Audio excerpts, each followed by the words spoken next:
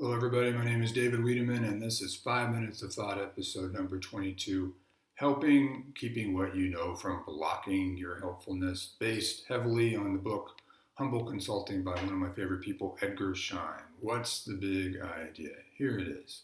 You have a lot of knowledge stored in your brain, but the way to help people is to focus on your relationship with the people that need help and not to become seduced by your own knowledge. Let's talk about that in this way. First, we're going to talk about knowing stuff, talk about relating and moving.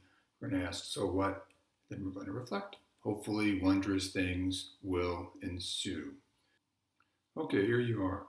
You've led projects, you've solved problems, you've had a lot of experiences, you've had a lot of education. There's a lot of information in there. You know a lot of stuff. That's pretty cool. Move over a little bit, bring in the person who needs help. Here's a person needing help. Then they have a lot going on too. They've got questions, concerns, ideas, thoughts, data sets they're not sure what to do with, tool sets they're not sure how to apply. They're asking you for help. And that's great. The problem is that when we first go into helping people, we're not doing it in the right way. Let me explain. How do you help someone? Well, you need to get a sense of what's going on for them, right? You need to understand from their perspective what their needs are.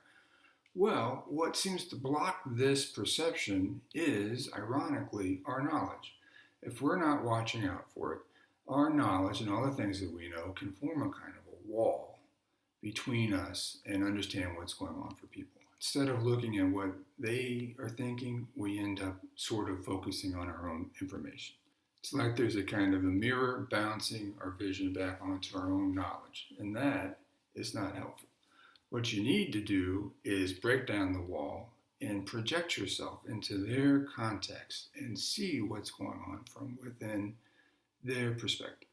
How do you do that? Well, there's two steps. The first is relating and the second is moving. Let's talk about relating. The way you relate to somebody in order to understand what's going on for them is you first clear your mind and get curious about what's going on for them. Move over there and build a relationship. What do I mean build a relationship? I mean, forget their needs, forget your ideas, and just see if you can build a connection with the person that needs help. This involves a lot of listening, and if you do it well, you'll be invited in to understand what's going on with them. You'll be seeing their problems from their perspective, and that's what you want. Then you're ready to make a move. What's moving? Moving is a humble, simple, adaptive way forward, an experiment, a test, a pilot, something really accessible, something really easy to conceive of and try out. That's what you want to move forward if you want to be most helpful. So let's say you do that with the person you're helping. Let's say together you look at all the things that are going on for them and you settle on this particular component as the thing you want to build some kind of a move, test, trial around. That's where you can bring back in your information. Now you can use your information as a mine for things to help you make a plan. So into the potential product components container here, we can put anything that's relevant to this nautical navigation project that we've decided to undertake. So what's relevant? Well, your expertise in satellite navigation, your compass management technology, your ability to read a book of maps, that's all relevant. And then maybe in this case, the person we're helping actually comes up with some things too as we start to brainstorm. They remember that they know how to do a project plan, they have hiking expertise, and they drive boats. So you've just done it.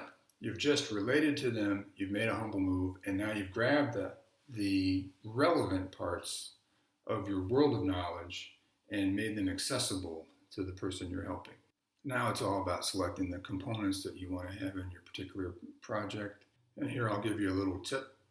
When you select the components, make sure that they're mostly components provided by the person you're trying to help. In this case, I circle one element you're bringing in, two that they're bringing to represent it. It should be 66.6% from the person you're trying to help. Why? Because you're trying to build abilities and skills and knowledge in the person that you're trying to help. You want to leave them in a place to be able to do this thing in the future without you. If you can design a thing that you aren't needed in down the road, you've been really helpful. Okay, so what? So what? Wall between your knowledge and their needs. So what? Relating with simple moves. So what? Here's the so what. You've got a world of knowledge and skills and experience and wisdom. What do you want to do with that? Do you want to use it to obscure, block, and suppress people? No, you want to use it to be helpful to people. Okay, to do that, you need to take all that knowledge, skills, and wisdom and stick it in a vault. Then go build a relationship with the person you're trying to help.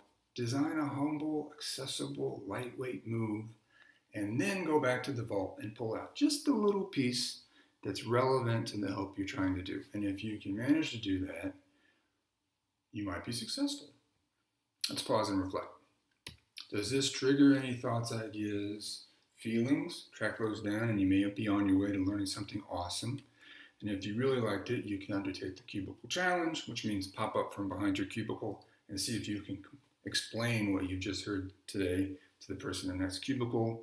This person did it. And with that, I think we have talked about knowing stuff. We have talked about relating and moving. We've asked so what, and we reflected, and hopefully wondrous things ensued.